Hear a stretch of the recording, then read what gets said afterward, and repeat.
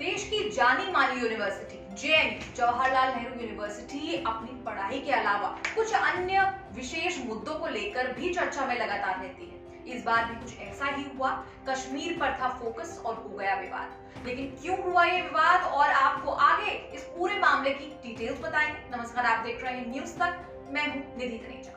दरअसल जेएनयू में 29 अक्टूबर को रात 8:30 बजे यूनिवर्सिटी के सेंटर फॉर वुमेन स्टडीज की तरफ से एक वेबिनार का आयोजन किया जाना था। इसके आमंत्रण पत्र पर जम्मू कश्मीर को भारतीय अधिकृत कश्मीर लिखा गया था। इस लेटर में इंग्लिश में मेंशन किया गया था इंडियन ऑक्यूपेशन इन कश्मीर, और जैसे ही ये बात फैली इसका विरोध होने लगा। एबीवीपी ने, जो कि बीजेपी की स्टूडेंट विंग है, प्रदर्शन किया और इसे असंवैधानिक यानी अनकॉन्स्टिट्यूशनल बताया। जेएनयू की एबीवीपी इकाई की तरफ से कहा गया कि जेएनयू में कम्युनिस्टों की तरफ से भारत की संप्रभुता को कमजोर करने की एक बार फिर से कोशिश की गई है। उन्होंने कहा कि ये काफी दुर्भाग्यपूर्ण है कि वेबिनार वेब पेज में कश्मीर को भारतीय अधिकृत कश्मीर बताया गया है। विवाद होने के बाद जेएनयू ने तुरंत इस वेबिनार को रद्द करने के निर्देश दिए।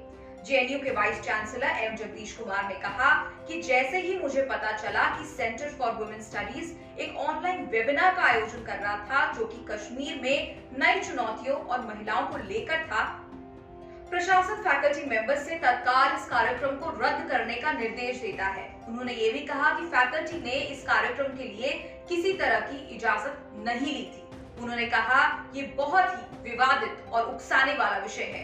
ये विषय देश की अखंडता पर भी सवाल उठाता है। जेएनयू इस तरह के वेबिनार का प्लेटफॉर्म नहीं बन सकता।